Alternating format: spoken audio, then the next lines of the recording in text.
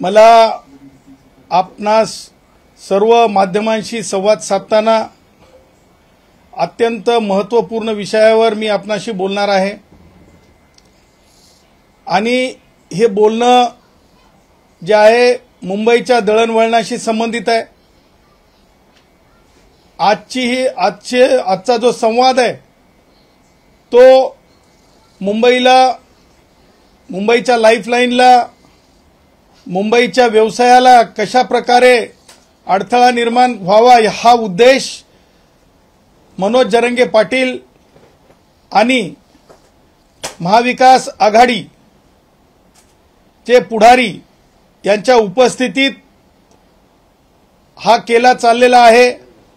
आजच्या तारखेला 29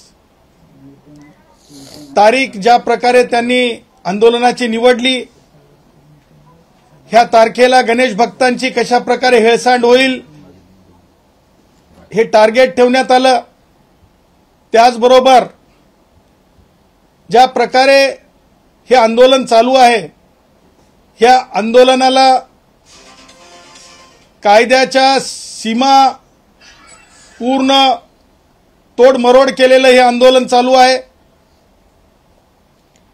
आणि म्हणून तातडीने ह्या आंदोलनावर काय ती कारवाई व्हावी कायदेशीर दृष्ट्या,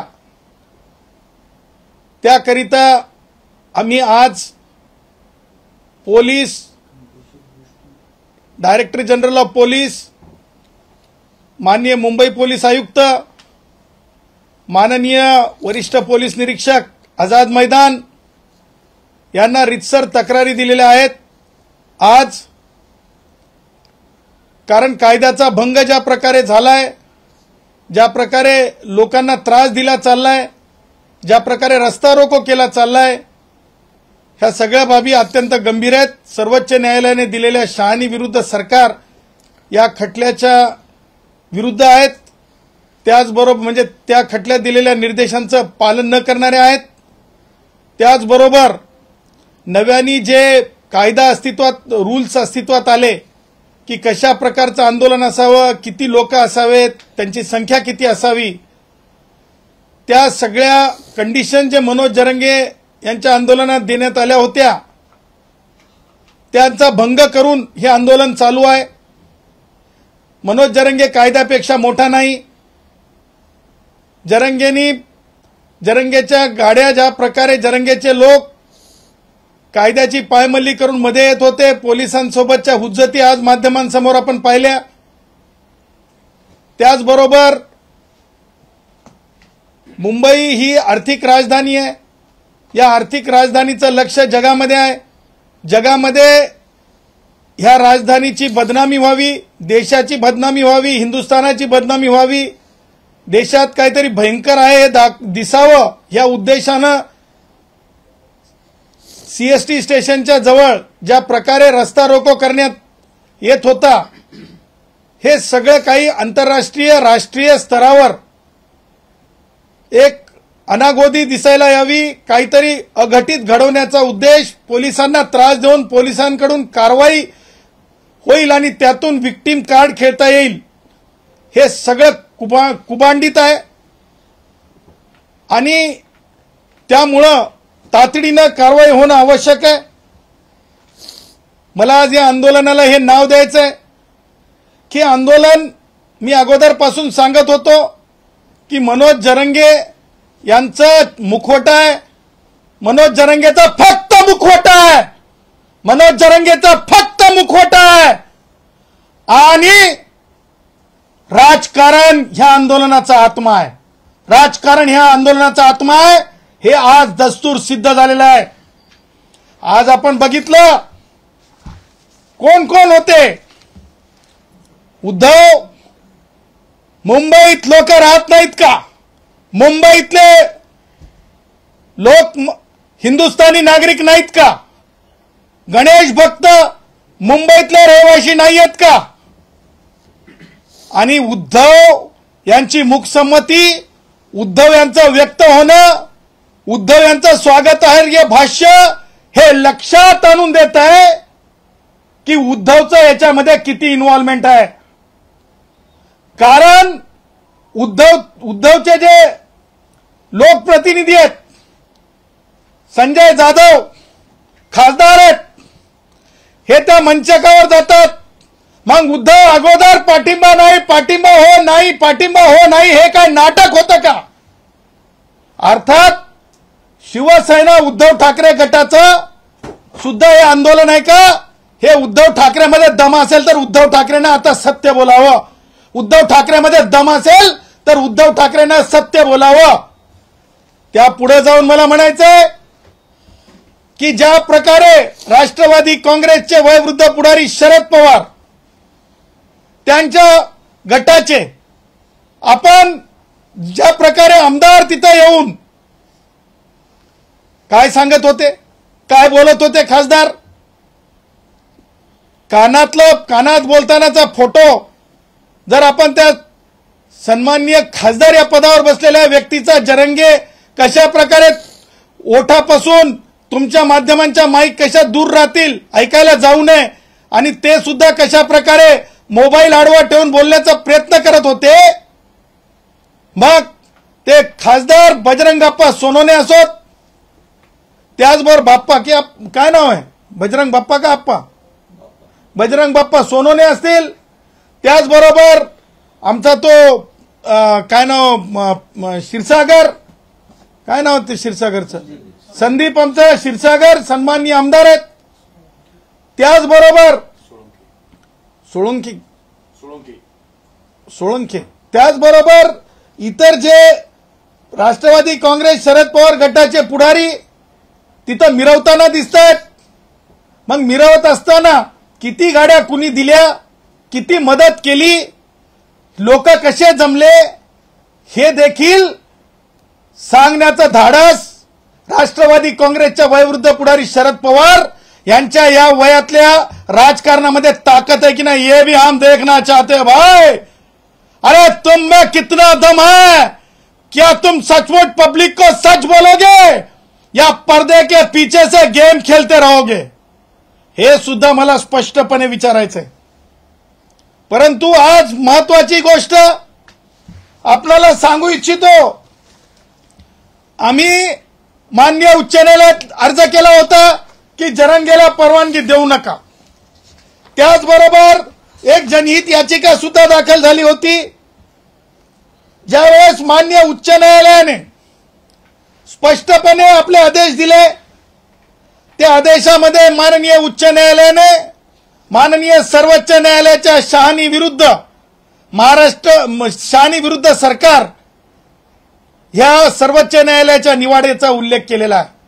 त्याच्यात स्पष्ट आहे की गाड्यांची रोकथाम होऊ नये, त्याच्यात स्पष्ट आहे रस्ते रोको होऊ नयेत, त्याच्यात स्पष्ट आहे की कोणत्याही प्रकारचं दळणवळणाचं नुकसान होऊ नये, त्याच्यात स्पष्ट आहे की नुकसानाची भरपाई कोणाच्या खिशातून करावी, आणि जे इन्स्टिगेट करतात त्यांना कशा प्रकारे प्रतिबंध करावा, इव्हन अटकेपर्यंतच्या कशा प्रकारे कारवाई व्हावी, हे सुद्धा जे आहे त्या निकालावरून पोलिसांना अधिकार प्राप्त होतो.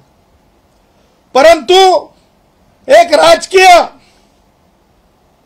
मला सांगायचं की शेतामध्ये ज्या प्रकारे आम्ही गुराखी साहित्यातले अभ्यासक, गुराखी साहित्यातले वाचक, लेखक असल्यानं शेतामध्ये बुजगावणं जसं उभं केलं जात आहे तसं एक बुजगावणं उभं केलंय.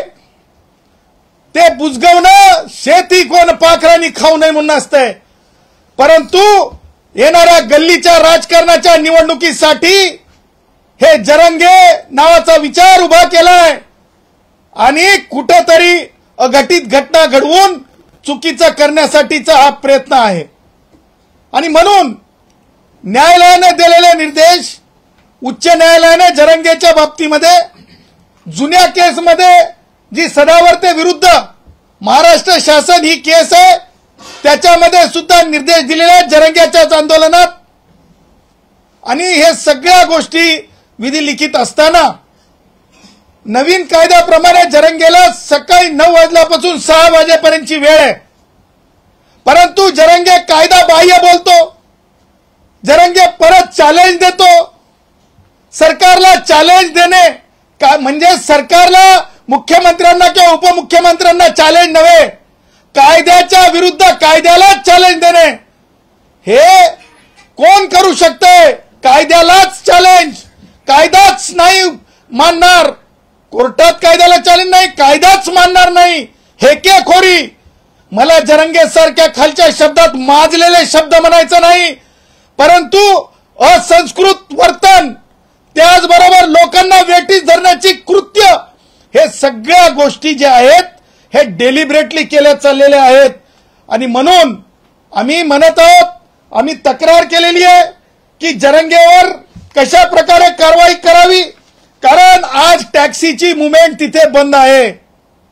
बिहार, यूपी, झारखंड, छत्तीसगड सगळीकडला माझा कष्टकरी, त्याचबरोबर स्टेशनरी, आजचा वर्किंग डे, स्टेशनरीची दुकानांवर परिणाम आहे. त्याचबरोबर आमचे छोटे मोठे जे व्यावसायिक असतात, म्हणजे वेंडर्स, जे स्ट्रीट वेंडर्स, त्यांच्या आज पोटा पाण्याचा विषय झालेला आहे. त्याचबरोबर हॉटेल व्यावसायिक असतील, त्याचबरोबर इतर कामगार कष्टकरी असतील, ह्या सगळ्यांचं जे आहे आज त्यांच्या आपापल्या पद्धतीनं जीवन जगण्याचा जो मार्ग असतो, जो दोन पैसे कमवण्याचा जो मार्ग असतो, त्याच्यावर एक त्रास झालेला आहे. अनेक फ्लायओव्हर, फ्रीवे बंद आहेत, त्याचबरोबर रस्ते जाम करण्यात आलेत, 5,000ची मर्यादा ओलांडून टाकलेली आहे. आणि म्हणून मंत्रालयाच्या जवळ हुल्लडबाजी चालू आहे. अरे आंदोलन आहे की हुल्लडबाजी आहे? आंदोलन आहे की काहीतरी चुकीचं करून दाखवायचं आहे. आणि म्हणून मला असं म्हणायचं आहे की ताबडतोब आमच्या तक्रारीत आम्ही सांगितलेल्याप्रमाणे मनोज जरंगे यांच्या विरुद्ध FIR दाखल करावा. BNS कायद्याखाली, मुंबई पोलीस अधिनियम 1951 खाली. त्याचबरोबर ज्या प्रकारे मनोज जरंगे यांनी वारंवार उच्च न्यायालयाचं आणि पोलिसांनी घालून दिलेल्या जे काही कंडिशन्स आहेत त्याचं उल्लंघन केलेलं आहे, आणि कायद्याचं मोठं उल्लंघनच नाही तर कायदा मोडून तोडून काढलेला आहे, त्याच्यासाठी कारवाई व्हावी. त्याचबरोबर जे सपोर्टिंग लीडर आहेत, म्हणजे शहानी विरुद्ध सरकार, ह्याच्यामध्ये जे इन्स्टिगेटर असतात, जे सपोर्टिंग असतात, त्यांच्यावर कारवाई व्हावी. त्या उद्देशानं खासदार संजय जाधव, बजरंग बाप्पा सोनवणे, श्री उद्धव ठाकरे यांच्यावर सुद्धा ह्या abetment for unlawful assembly and for giving political, ज्या प्रकारे राजकीय हात देऊन हे सगळं इलिगल एजिटेशन करण्याचा प्रयत्न आहे, कारण रोडवरल्या एजिटेशनला परवानगी दिलेली नाही आहे.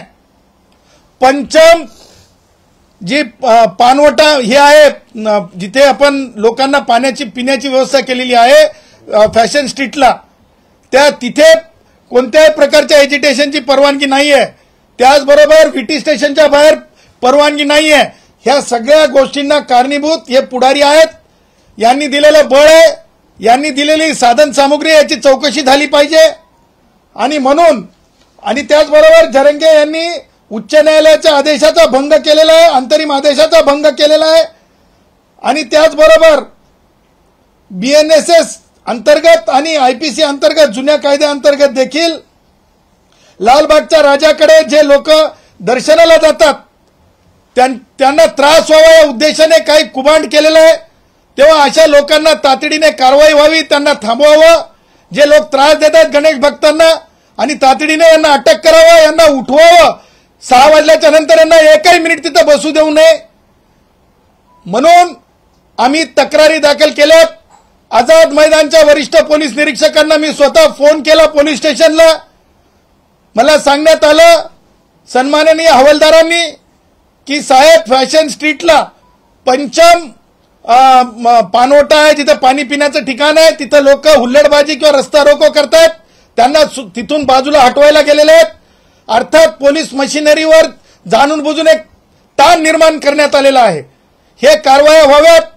त्या पुढे जाऊन अत्यंत गंभीरपणे मला नमूद करायचं आहे, जरंगेचं आंदोलन असंविधानिक म्हणताना मला तुम्हाला सांगायचे काही महत्त्वाच्या गोष्टी. अशा प्रकारचे अनिष्ट आंदोलन आणि अशा प्रकारचे चुकीच्या असंविधानिक मागण्यांचा आंदोलनाचा सगळ्यांनी सर्व स्तरात निषेध केला पाहिजे.